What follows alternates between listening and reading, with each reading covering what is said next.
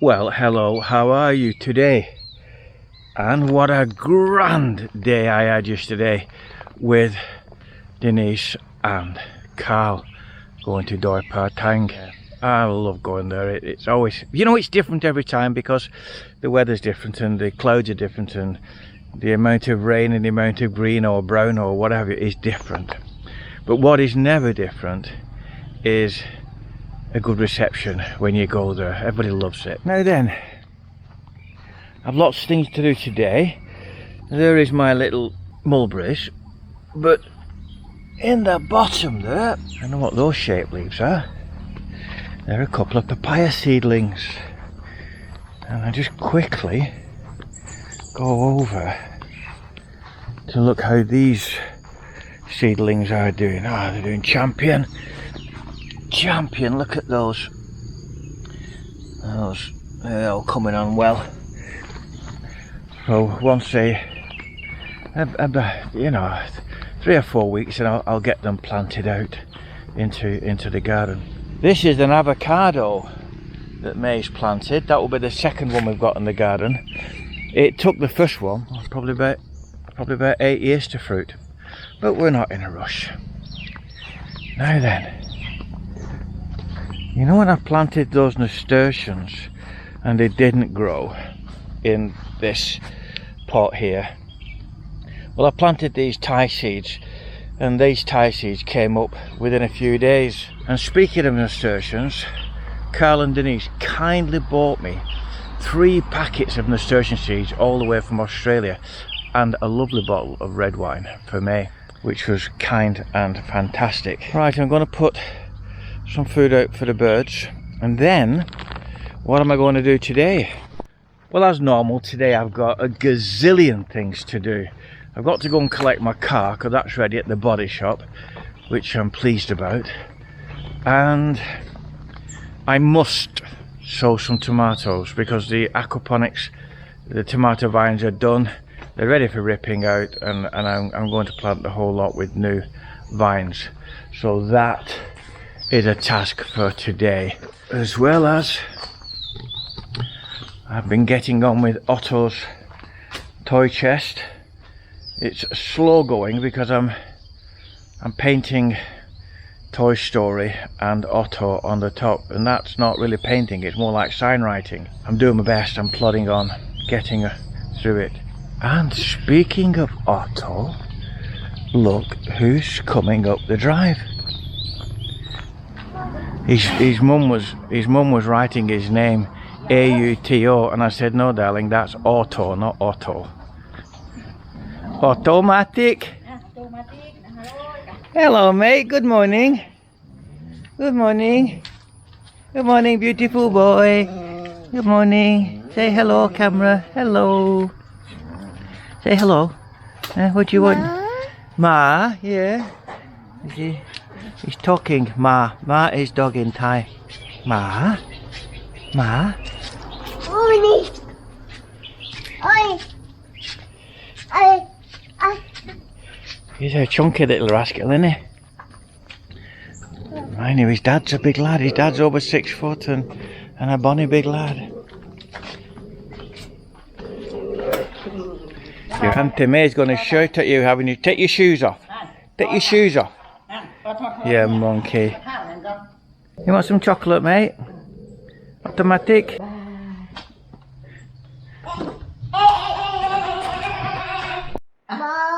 got a strawberry yogurt. But he wants to eat it himself. Come here, Nó chập hơi điếu. Pon, mẹ pon đi đó, pon đi còn no. Pon yogurt. He likes that, don't you, mate? Yeah. Bowl.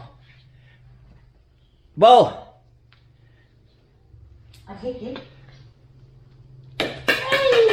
Không, mà cái nước cái nước cái thế quá. Chiến để đón được cái vành là đón chồng chị ao bác.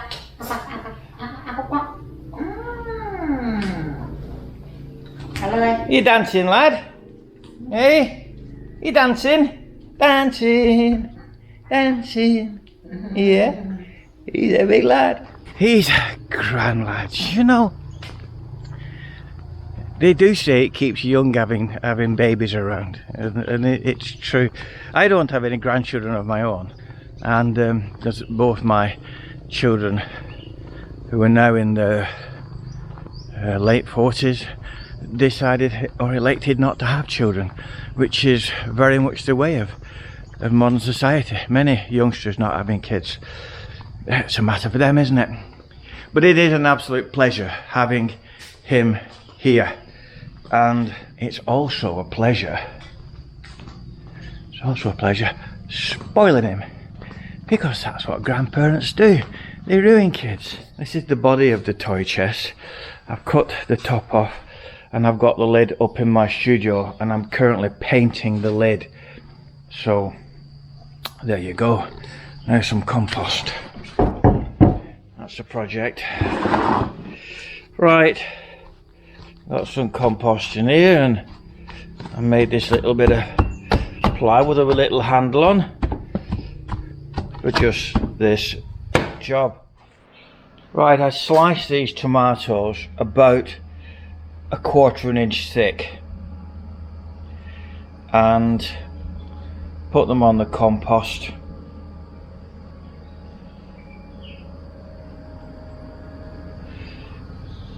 And then we're going to cover them up with some more compost. Cover them over and leave them, and usually in a week they're up, and in a couple of weeks they're ready for planting out. Simple, really. I'm going to leave them there under that board on the bench. The reason for a board on top, keeps the light out, number one, but number two, if there's any rolling rats about, which I don't think there are at the minute, any vermin, rodents, they're not going to dig it up and eat my tomatoes. So that's that. Now then, I really enjoyed this today, and to a degree I have missed going out. I think I got in the habit during the COVID. We weren't locked down, our lives didn't change at all. We came and went as we wanted, but we did tend to stay not locked up, locked in, whatever it was called, locked down, but we just stayed local, you know. Not that we do a lot different anyway.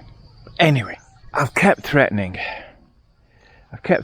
over the years that I was going to do what I consider to be a definitive guide to tourism of Chiang Rai. Now this is going to take a long time to put together because I can't go on video everywhere at once, but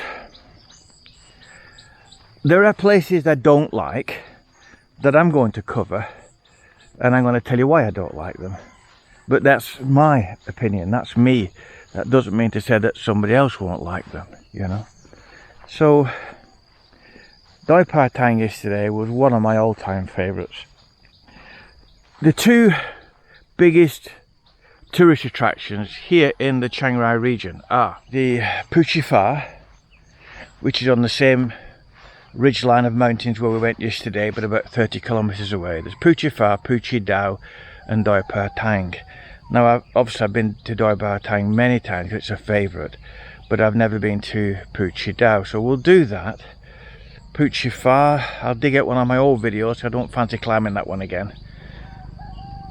White Temple, people always go to the White Temple, and it's easy for the taxi drivers and tuk-tuk drivers, so they get a tourist and they've usually got a picture list in the back of the tuk-tuk with about 9 pictures on, and it's the White Temple, the Blue Temple, it's the Black Dam House Museum, Black Museum, the White Temple, and then there's some gardens, Mayful Lawn Gardens, which May and I went to 20 years ago, and I've not been back since, so we will go there. But I'm going to try and take you to places where the taxis and tuk-tuks don't want to take you because it's maybe out of their way.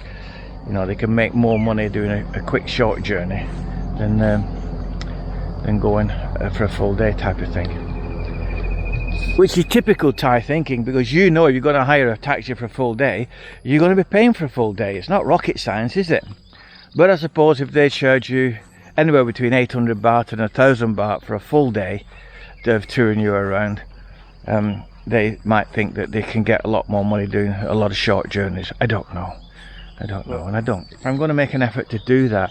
I'm going to be out. I'm going to go out of the because I live right on the edge of the Chiang Rai region, about 2 miles that way and behind. I'm into the Phayao region, which used to belong to Chiang Rai. They split Chiang Rai into 2 or 3 provinces many years ago because it was too big. So we're on the edge of the Phayao region, and to go down to Guang Phayao, the big lake, and Phayao, I love Phayao as a place. I just love it. And then of course there is Pulankar, which I've done before, but Pulankar is in the Phayao region, but it's worth putting in I'm reluctant to say a northern tourist guide because I'm not going to do Chiang Mai. Most tourists go to Chiang Mai. Chiang Mai is very touristy, where Chiang Rai is more local. So in my humble opinion, you get a lot more out of Chiang Rai, a lot more of the real Thailand and real Thai people, rather than going to a tourist area like Chiang Mai. But Chiang Mai is incredibly busy with traffic and tourists and so on and so on and so on, where Chiang Rai is not. I'm going to do the 98 temple because that's wonderful to visit. I know a lot of people are not interested in temples, but some of them are outstanding. Ian went to Mai Sawai temple a few weeks ago, Ian Welldale, and May and I have been there before, but it's well worth a visit. It's not far off Chiang Rai city, and it's well worth a visit. Chan Sen, a host of places. I'm probably going to put on maybe 20-25 places, and of course when you get different times of year, different things occur. Like in November we've got like a Tung, you know, the river festival with the lanterns going down the river, which is beautiful to see, but you're only going to see that the first full moon in November. So if you're coming in January, don't look for like a Tung or July, you know, that type of thing. Singer Park is phenomenal and free, so Singer Park's a must. There's the 70-meter high waterfall on the edge of Chiang Rai, which again is if you like walking, if you're bad on your feet, don't go. If you've got young kids, don't go, because you've got a lovely road up into the national park. You've got a fantastic car park, again free, and then you start to walk. It's a good path. It's a good pathway through the jungle. It's earth pathway. It's not concrete or termite. So the waterfall is 70 meters high, and it drops right out of the jungle into the river. And 70 meters, if you're in Imperial, is about 200. It's not far off 240, 250 feet. It's quite a spectacular waterfall, but the walk to it, you're walking through the jungle, you can't get lost. It's a single path up and a single path back. Most of the way that the pathway is about 2 meters wide, maybe a bit more in places, but it's 1.4 kilometers, which is 1,400 meters, so about 1,500 yards. You're not going up massive steep gradients. It's just a gentle slope all the way up. But if you're bad on your pins, don't go. Or if you're definitely not going to go pushing a buggy, and you don't want to be going carrying toddlers, because it's quite a way. You can swim in the lagoon at the bottom. It's not massive, but you can swim in there. So that's a great place. There's another waterfall just north of Chiang Rai, which is good for swimming. We'll go up there. So as I said, there's probably, I'll do a couple of dozen places, and that's more than enough for people to go to if they come here for a week or a fortnight. So that I'm going to do that for sure. I'm going to do it, and then as I go on, I might just add to it. I might put it in a separate file and call it well, it won't be unseen because there are lots of famous places, but tourist guide with unseen tourist places to go. See you later, bye bye for now.